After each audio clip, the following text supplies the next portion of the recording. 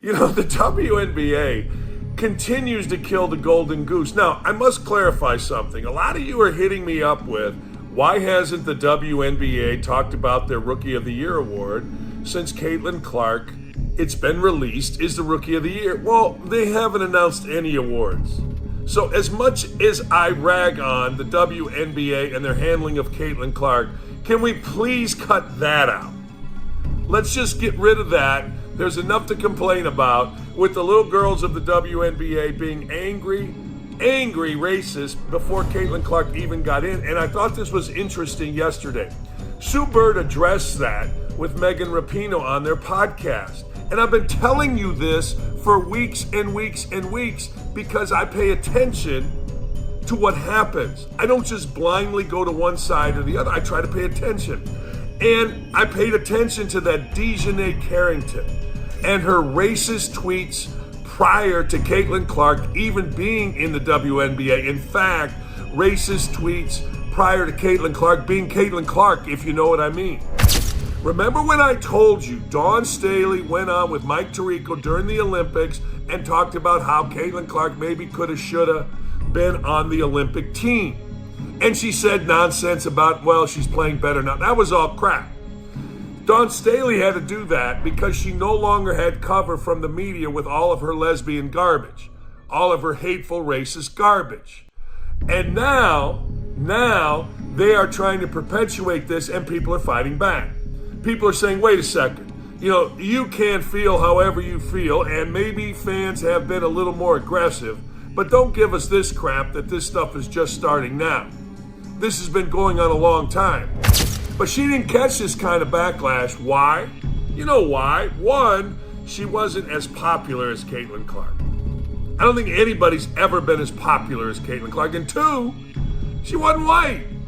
I mean, let's just call it what it is. All you got to do is look at what these women, these African-American women have said going back about race relations. So you can get mad at everybody that points this out. Bobby Barack has been pointing it out. In fact, he went at Bomani Jones the other day because Bomani tried to spin it. Look at the crowd. They're all white and all that happy horse bleat. And really, people, you know what they want to see? They want to see someone like Caitlin Clark do her thing. They want to see behind-the-back passes, deep threes. They want to see somebody helping their teammate. That's in every sport. Here's what this fat ass wants to do with this ugly old face. Hey, the Chiefs are playing the Bills. I want to watch. That's it. She averaged 21.9 points, 10.5 assists per game. In that span, she recorded at least a dozen assists 9 times. That span also included a WNBA record 19 assists on July 17th against the Dallas Wings. And assists, obviously, are passes when they equal or when they lead to buckets for your team. So to be able to have her in that spot where it's not like she's worried about getting all of the points herself. She's a team player. Assists really signify a team player. She's not the one worried about getting the points added to her stat line. She sees a teammate open, she passes, she allows them to get the points, but then in turn she gets the assist. So definitely the sign of a strong team player right there.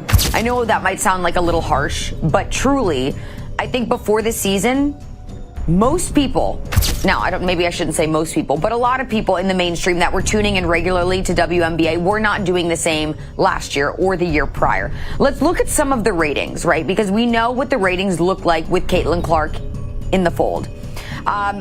During the first game, game 1, this is her first playoff game, her debut, Indiana Fever versus Connecticut Sun, raking in 1.84 million viewers. Game 2, this was an elimination game, so season on the line here, raking in even more viewers, 2.54 million viewers. The numbers were nowhere near what they were with Caitlin Clark. Let's take a look at them. The first game between the defending champions, the Aces and the Liberty, this was a rematch of last year's WNBA finals. So 2 very hyped up teams, 2 of the premier teams in the league, defending champions on the floor, drew an audience of 929,000, according to ESPN. That is 50% less than the Fever's game 1 against the Sun, and even less than the Fever's game 2 against the Sun. Still, though, the number, like I said, given the fact that before the season, a lot of people weren't even paying attention to the league. The numbers weren't even close to what they were this season. It's still something that the WNBA should be proud of. But let's look at the other series that's going on, right? That was one of the series. There's also another series happening simultaneously, Sun Lynx. They had an audience of around just 650,000, so that's even lower than what we witnessed between the Aces and the Liberty. So, Jemele Hill, obviously always needing to say something, to chime in, to add her voice to the conversation, even when it's not necessarily needed. She chimed in claiming it's irresponsible for journalists to tell the truth and to paint the picture about what's occurring in the WNBA playoffs. She's talking about, would the playoffs be higher with Caitlin Clark? Absolutely they would, right? That's indisputable. She realizes that too. But she keeps neglecting to realize that the reason the league is up as a whole, every single team's ratings, are because Caitlin Clark entered the league. If she would not have joined the WNBA, these numbers would not be the way that they are with or without her, right? If she was not in the WNBA, these games would be, I hate to say it, but somewhat irrelevant, right? Just like they were last season. And people were not tuning in nearly to the same extent they are this season. So it's not about Caitlin Clark not being in the finals or being in the finals. It's the fact that Caitlin Clark is in the league that is allowing other teams to still have these pretty decent ratings in the finals, even though Caitlin Clark is not there. That is the point. That went over Jemele Hill's head. So let's just make sense of it here where we're having the ability to do so. Now, there's always going to be haters, and we're going to get to another hater a little bit later on when we still discuss this topic. But Caitlin Clark is not worried about it. I mean, she had a breakout rookie season. She just got Rookie of the Year. And now she is continuing to take the high road, like I mentioned before, by giving her fans a heartwarming message saying this, quote, "Year one, check. Thank you to the many people who have supported me as I've been able to live my childhood dream. I'm filled with gratitude as I reflect on this past year of my life. See you all in year two." And she put a little heart emoji and a little spirally emoji. I guess that's kind of like signifying like magic was made.